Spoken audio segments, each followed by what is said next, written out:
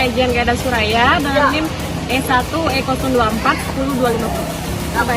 Halo guys, baiklah, perkenalkan nama saya Lailatul Mimin dengan NIM E1E024 1025. Saya Latiful Amalia, NIM E1E02410255. Perkenalkan, nama saya Nikade Aprani Puspita Dewi dengan NIM E1E024 10268. Halo, saya Nima Khusus Mini Devi dengan NIM E1E024 10269.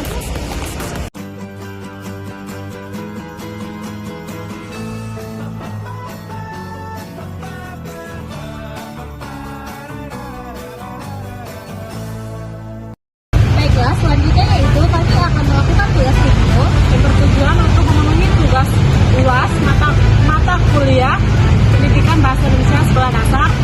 kami dari Fakultas Keguruan dan Ilmu Pendidikan dari Prodi Pendidikan Guru Sekolah Dasar Dengan dosen penampung Ibu Dr. Andrus Siti Rohana Haryana Indiana MPD.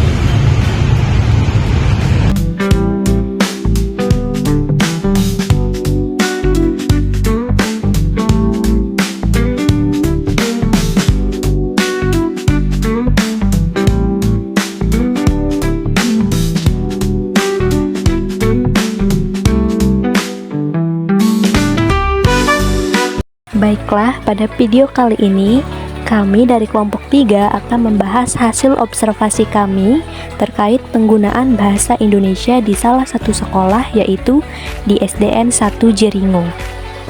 Kang, bahasa Indonesia penting diajarkan sejak dini karena berperan sebagai alat komunikasi resmi dan identitas bangsa. SDN 1 Jeringo menggunakan bahasa Indonesia dalam kegiatan belajar, namun dalam praktik masih ditemukan campuran dengan bahasa daerah.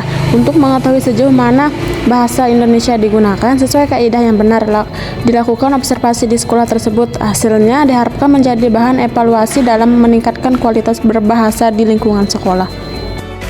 Baiklah, selanjutnya yaitu rumusan masalah. Yang pertama yaitu bagaimana penggunaan bahasa Indonesia oleh siswa. Yang kedua, apakah ada campuran dengan bahasa daerah.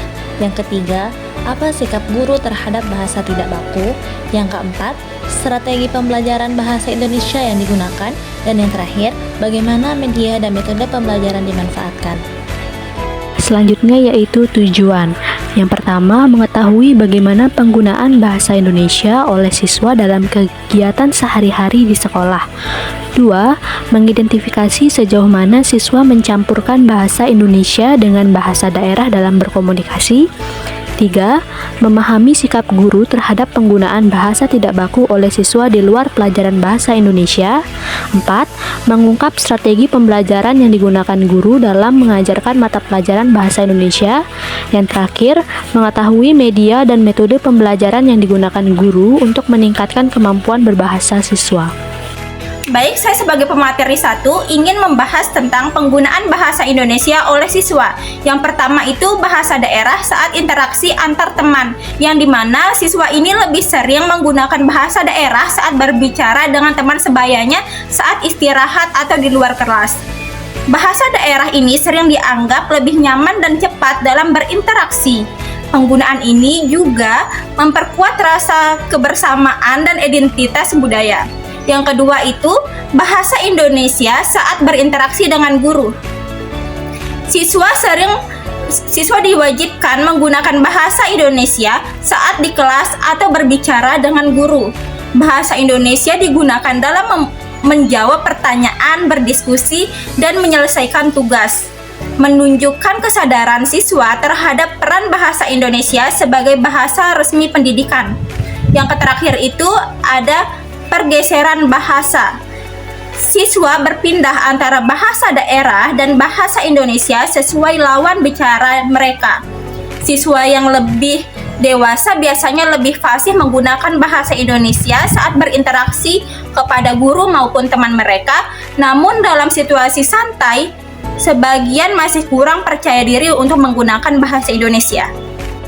Materi selanjutnya ada campuran bahasa Indonesia dan bahasa daerah dalam komunikasi siswa. Di SDN 1 Jeringo, siswa mencampur bahasa Indonesia dengan bahasa daerah mereka dalam percakapan sehari-hari. Dalam situasi santai seperti berbincang dengan teman, bahasa daerah lebih dominan karena dianggap lebih nyaman dan mudah menjadi kebiasaan di lingkungan rumah mereka masing-masing. Namun di dalam konteks formal seperti belajar di kelas atau berbicara dengan guru, siswa sering beralih menggunakan bahasa Indonesia sebagai bahasa resmi pembelajaran. Fenomena ini disebut kode mixing, yaitu mencampurkan unsur dua bahasa dalam satu kalimat atau percakapan. Misalnya, siswa menyisipkan kata atau frasa bahasa Indonesia ke dalam kalimat berbahasa daerah untuk menyampaikan makna yang lebih tepat, atau sebaliknya menggunakan istilah bahasa daerah saat berbicara dalam bahasa Indonesia karena sudah terbiasa. Baik, saya di sini Nikade Aprani Puspidewi akan menjelaskan sikap guru terhadap bahasa tidak baku siswa di SDN 1 Jeringo. Yang pertama, terdapat toleransi dalam situasi informal. Guru membiarkan menggunakan bahasa tidak baku saat istirahat atau di luar pelajaran karena dianggap sebagai bagian dari perkembangan sosial dan bahasa anak. Yang kedua, terdapat penegasan berdasarkan situasi. Dalam kegiatan resmi seperti upacara atau presentasi, guru memberi koreksi ringan dan mengingatkan siswa untuk berbahasa Indonesia yang baik dan santun. Yang ketiga, terdapat pembinaan melalui keteladanan. Guru menjadi contoh dalam menggunakan bahasa Indonesia yang benar agar siswa terbiasa dan meniru kebiasaan tersebut. Yang keempat, terdapat penguatan bahasa di pelajaran lain. Bahasa Indonesia tetap ditekankan meskipun pelajaran non-bahasa seperti IPA, IPS maupun PKN dengan pendekatan membimbing jika ada kesalahan. Yang terakhir, terdapat keterbatasan pengawasan. Guru menyadari keterbatasan dalam memantau semua interaksi siswa, sehingga perlu dukungan berkelanjutan dan seluruh warga sekolah ataupun keluarga. Ada pola bahasa yang digunakan siswa. Bahasa Indonesia untuk komunikasi dengan guru. Siswa menggunakan bahasa Indonesia karena melihat guru sebagai sosok formal dan berwibawa. Bahasa Indonesia dianggap sebagai bentuk kesopanan digunakan dalam proses pembelajaran di sekolah. Yang kedua, terhadap bahasa daerah saat interaksi dengan teman sebayan.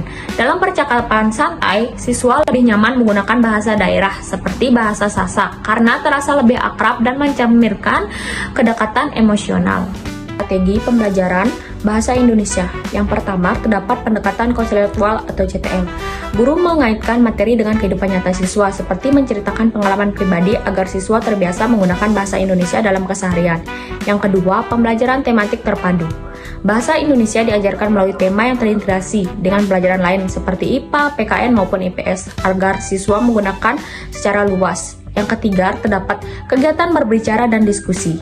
Siswa dilatih berbicara melalui diskusi, membaca berita dan presentasi, sambil dikoreksi struktur bahasa dan pilihan katanya. Yang keempat, terdapat media pembelajaran yang menarik. Guru menggunakan media seperti video, gambar cerita, dan teks bacaan untuk membantu siswa memahami materi dengan cara yang menyenangkan. Yang kelima, terdapat pembiasaan dan apresiasi, di mana siswa yang berbicara dengan bahasa Indonesia yang baik diberi pujian untuk meningkatkan motivasi mereka dalam menggunakan bahasa Indonesia. Yang terakhir atau yang keenam, biasanya pendekatan multibahasa. Bahasa daerah digunakan sebagai alat bantu pemahaman, tetapi bahasa Indonesia tetap ditegaskan sebagai bahasa utama saat pembelajaran. Baiklah, selanjutnya yaitu mengenai strategi guru dalam menggunakan media dan metode untuk meningkatkan kemampuan berbahasa siswa. Jadi, untuk meningkatkan kemampuan berbahasa siswa, guru di SDN 1 Jeringo memanfaatkan berbagai media pembelajaran seperti gambar, video, rekaman suara, film pendek, dan aplikasi digital interaktif. Nah, media ini membantu menciptakan pembelajaran yang menarik dan mudah dipahami oleh siswa. Selanjutnya yaitu dalam hal metode. Nah, guru menyesuaikannya dengan tujuan pembelajaran dan karakter siswa. Metode yang digunakan meliputi diskusi, role playing, membaca bersama, menulis kreatif, dan simulasi. Nah, semua ini bertujuan menciptakan suasana belajar yang aktif dan menyenangkan. Selanjutnya yaitu contoh. Nah, contohnya yaitu kemampuan berbicara dikembangkan melalui presentasi dan debat. Untuk membaca digunakan teknik membaca intensif dan ekstensif. Keterampilan menulis dilatih melalui penulisan isi dan cerita. Nah, strategi ini mendorong siswa untuk lebih aktif kreatif, percaya diri, dan berkembang dalam semua aspek keterampilan berbahasa. Baiklah, selanjutnya yaitu teknik penilaian 4 keterampilan berbahasa, yaitu yang pertama berbicara.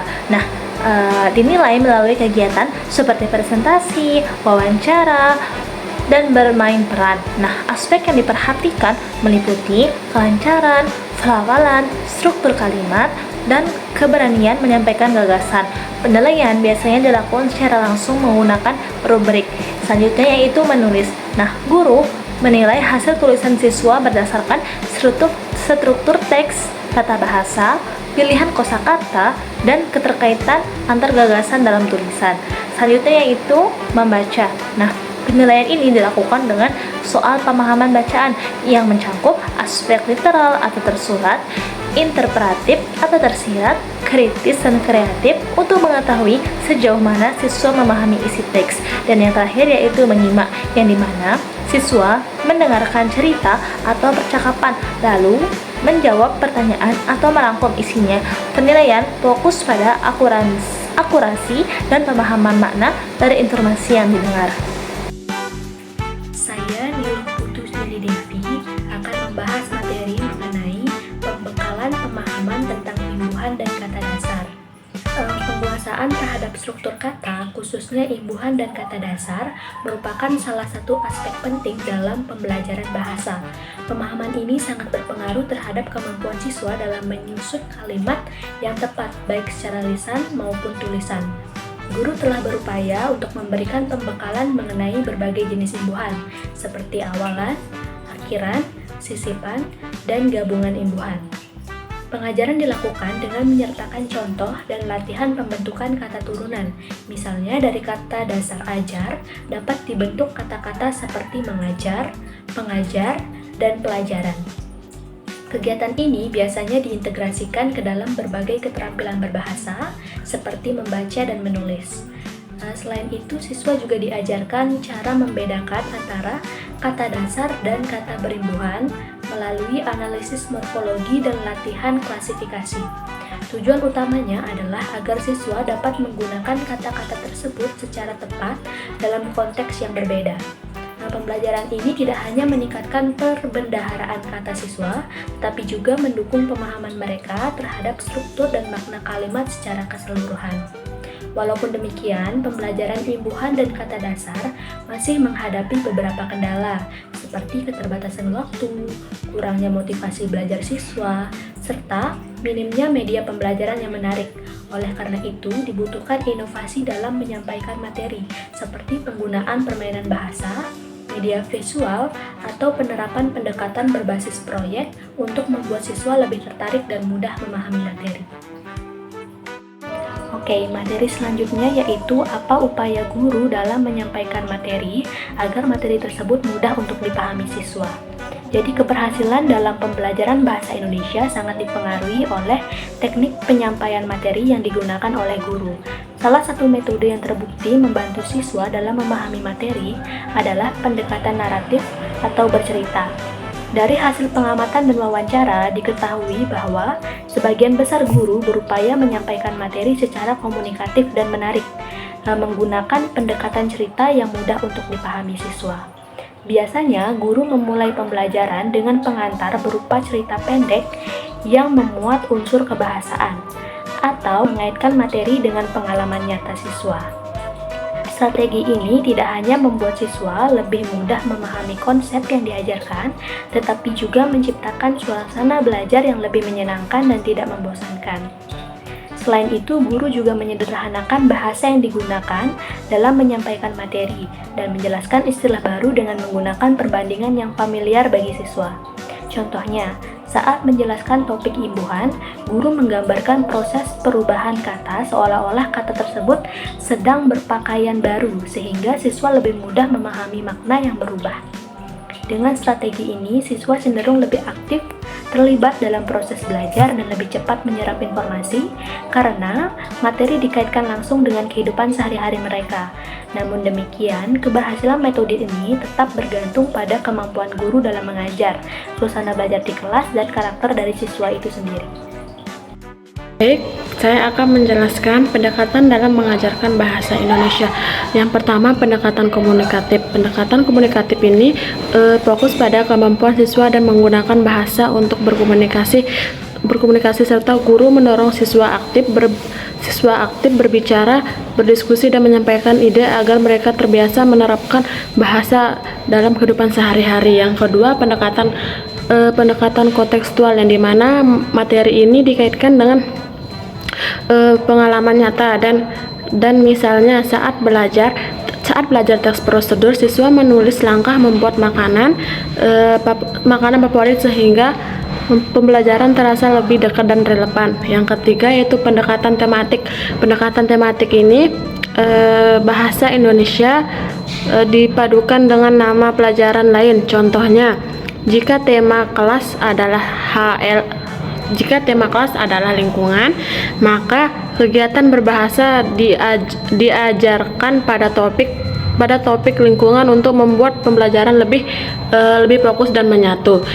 Kedua, kemampuan siswa dalam menggunakan imbuhan, yang dimana penguasaan siswa terhadap imbuhan masih beragam tergantung pada tingkat dan latihan yang dilakukan, seperti dasar, ber, dan di, serta mulai dipahami siswa meskipun masih ada kesalahan terutama pada perubahan bunyi seperti memukul, dan pukul. Yang kedua, kesalahan juga sering terjadi dalam menggunakan penggunaan imbuhan seperti kan dan el, yang dimana siswa belum sepenuhnya memahami perbedaan makna dan fungsi keduanya. Selain itu, imbuhan kompleks seperti kean, peran, dan makan masih menjadi tantangan, terutama dalam kalimat yang rumit. Untuk mengatasi ini, guru memberikan berbagai latihan seperti soal pilihan ganda, tugas menulis dan berbicara, serta menggunakan pendekatan menyenangkan seperti permainan bahasa, kartu kontaks, dan membaca cerita. Strategi ini membuat siswa dapat memahami dan menggunakan imbuhan secara tepat dan kontekstual. Yang terakhir, kesimpulan dari hasil observasi kami yaitu bahwa siswa SDN 1 Jeringo memakai bahasa daerah saat santai dan bahasa Indonesia saat resmi. Guru toleran dengan bahasa tidak baku di luar pelajaran, tapi mengutamakan bahasa Indonesia di kelas. Pembelajaran bahasa dilakukan dengan cara yang menarik dan kontekstual agar siswa terbiasa menggunakan bahasa Indonesia dengan baik tanpa menghilangkan budaya lokal.